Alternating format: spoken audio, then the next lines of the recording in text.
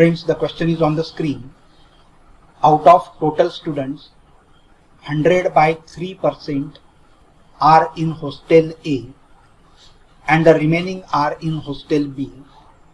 If 20 students from hostel B are shifted to hostel A, then total students in hostel A becomes 50% of total students. If 20 students from hostel A are shifted to hostel B, then the total students in hostel A becomes what percent of total students?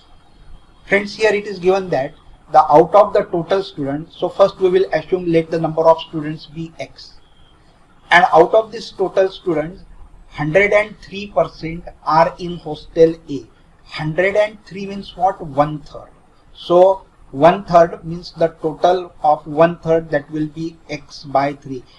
That is, in hostel A the number of students is X by 3. And so in total in hostel B the number of students will be 2/3 of the total, so it will be 2X by 3. Now in the second sentence it is said that if 20 students from hostel B are shifted to hostel A, 20 students from B are shifted to hostel A, then the students in hostel A becomes 50% of total students. It means that if 20 are shifted here, this will become X by 3 plus 20.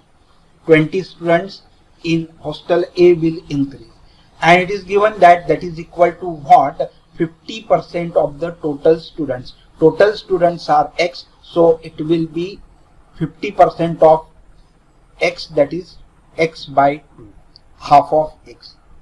Now if you solve this, 6 will be the LCM. Here you will multiply by 2, so it will be 2X, plus here you will multiply by 6, so it will be 120, and here you will multiply by 3, so it will be 3X, and therefore 3X minus 2X, that will be X, and so X is equal to 120. So friends, you have got the total number of students as 120. And since the total number of students are 120 in hostel A, how many students will be 1/3? It will be 1/3 means 3 4s are 12, 40 students will be in hostel A, and in hostel B 80 students will be there. Now see the third statement.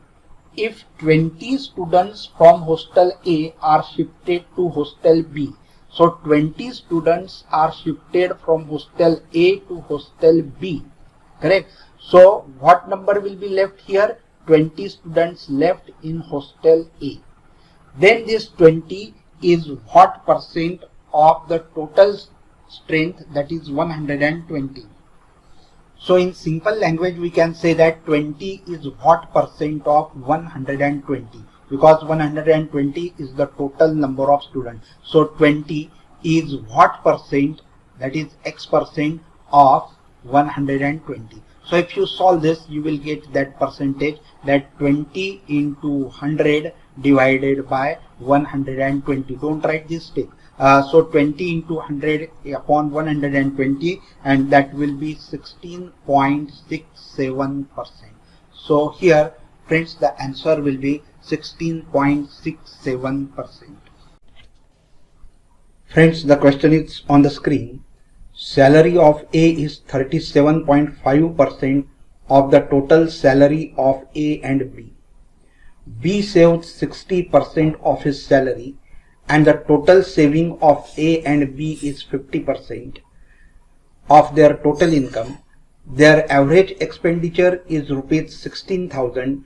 What is the total salary of A and B? Friends, the question is very simple, just made it difficult, very easy to solve. Here it is said that the total saving of A and B is 50%. Saving is given as 50% of the total salary. It means expenditure is also 50% of the total salary. But it is given that expenditure, average expenditure is 16,000 rupees, and average expenditure means the expenditure of A is 16,000 rupees, then expenditure of B will also be 16,000 rupees.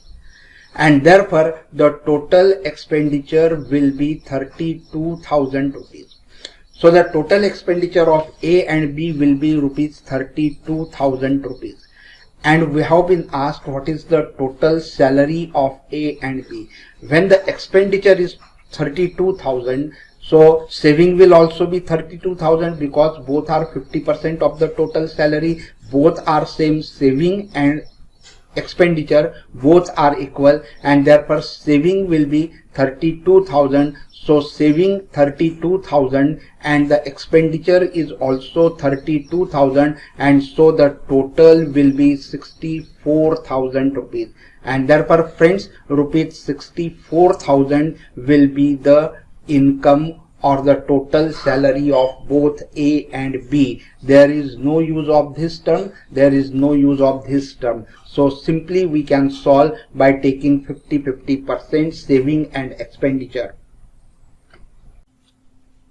Friends, the next question is, Aryan got 350 marks and Vidya scored 76% marks in the same test.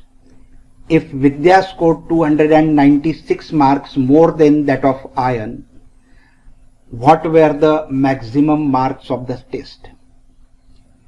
Here friends, Aryan got 350 marks and Vidya, she scored 296 marks more than Aryan's marks, and so it will be 350 plus 296, and that is equal to 646.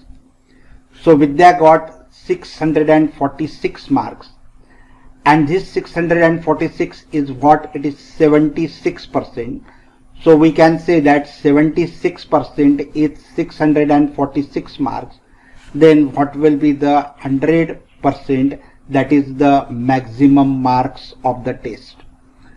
So multiply this to 646 multiplied by 100 divided by 76, and if you solve this you will get it as 850 marks, and so the maximum marks of the test are 850 marks. Friends, here is another question on the screen. In the month of April, Ramu spent rupees 6,000 on paying electricity bill, rupees 750 on paying water bill, rupees 2,500 on paying telephone bill, and rupees 300 on paying cable bill. If after paying all these bills he is left with 60% of his monthly salary, what is Ramu's annual salary? So Ramu spends 6,000, 2,500, 750 and 300. Correct? So the total he spends rupees 9,550 out of his salary per month. And since he spends 9,550 rupees, and what is left with him, 60% amount is left with him per month. It means how much he spends, 40% he spends. 9,550 is 40% of his monthly salary. So when 40% is 9,550, then the total salary will be 100%. So 100% will be how much? In this we multiply these two. So 9,550 multiplied by 100 and divide by first one, that is 40. So this 0 will get cancelled, and then 4 2s are 8 and 4 5s are 20. So 955 into 25, that will be equal to 23,875. So this is the annual income of Ramu. This is the annual income of, monthly income of Ramu. and we have to find his annual salary. So it will be 23,875 multiplied by 12. If you multiply this by 12, you will get it as 2,86,500 rupees, and so Ramu's annual income is 2,86,500 rupees. This is the simple way to solve such type of question. He spent rupees 9,550 rupees and left with him is 60%. It means he spent 40%. So 40% is 9,550. So what will be the 100%? And 100% means it is his salary. This way you can solve these questions very quickly and easily.